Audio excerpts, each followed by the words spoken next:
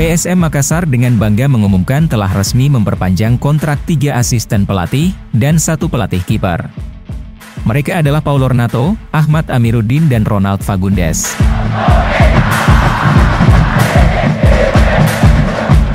Ketiganya dikontrak dengan durasi yang berbeda. Durasi kontrak baru Paulo Renato adalah 3 tahun, Ahmad Amiruddin 2 tahun, dan Ronald Fagundes 1 tahun.